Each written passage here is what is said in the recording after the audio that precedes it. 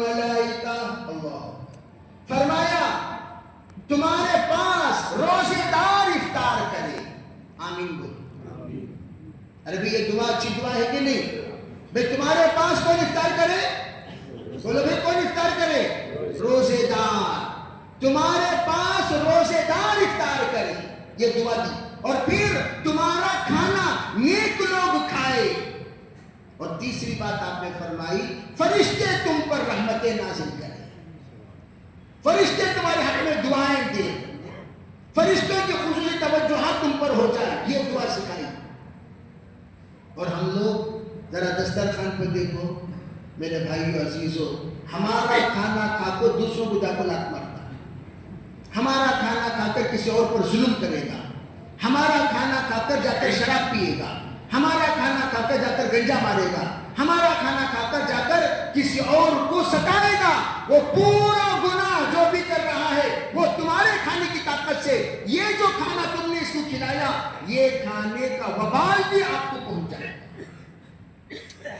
ضرورت نہیں.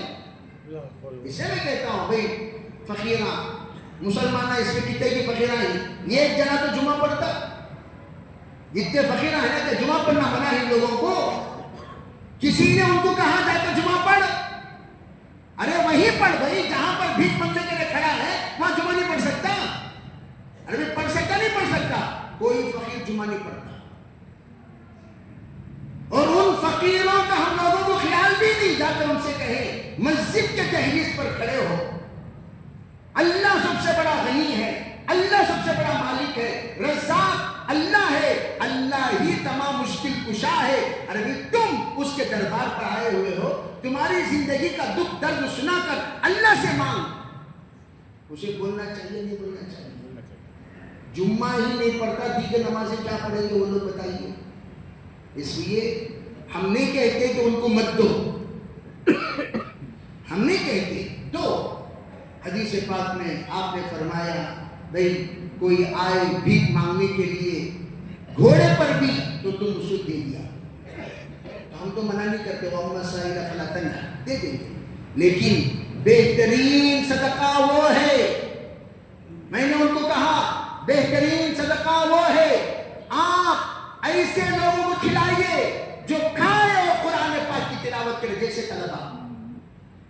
طلبہ عزیز، ان کو آپ نے کھلایا. یہ بچے کھانا کھا کر قرآن پاک پڑھتے، ناشتے کے بعد دوپہر تک، دوپہر کے بعد شام تک، شام کے بعد پھر رات، پھر تہجد میں. یہ بچے جو تلاوت کرتے رہیں گے، آپ کے کھانا کھا کر جتنی آیتیں ان لوگوں نے یاد کی اور موت تک جتنی بار ان آیتوں کی تلاوت کرتے رہیں گے، آپ نے ایک ٹائم کا کھانا کھلایا، ہمیشہ اس آیت کا ثواب آپ پا لیجیے. اسے کہتے ہیں ایصال ثواب. مختصر انویسٹمنٹ میں ہمیشہ کا ثواب حاصل کرنا. تو مدارس کی امداد کیجئے. آپ ایسے عبادت کرنے والے غریبوں کی امداد کیجئے. آپ نیک لوگوں کی امداد کیجئے. نیک غریب بیچارے بہت سارے ہمارے محلے میں نمازی لوگ ہیں، غریب ہیں، مسکین ہیں، لاچار ہیں. تلاش کرو، ان کی جا کر امداد کرو. منتھلی کٹ ان کو جا کر پہنچاؤ. اور بہت سارے مدارس ہیں جہاں پر چاول کی ضرورت پڑتی ہے، کبھی دال کی ضرورت پڑتی ہے، کبھی تیل کی ضرورت پڑتی ہے. پوچھو کہاں کہاں چاہیے، وہاں جا کر ریشن پہنچائیے. آپ کو ہمیشہ ہمیشہ کا ثواب ملے گا. مہمان رسول کا اکرام کرنے کا ثواب ملے گا. یہ ترتیب ایصال ثواب کی بہترین ترتیب ہے. آپ ادھر ادھر کے سب لوگ ایسے لوگوں کو آپ کھلاتے ہیں جن کے گھروں میں ہمارے گھروں سے بہتر کھانا بنتا ہے، بہتر کھانا بنتا ہے.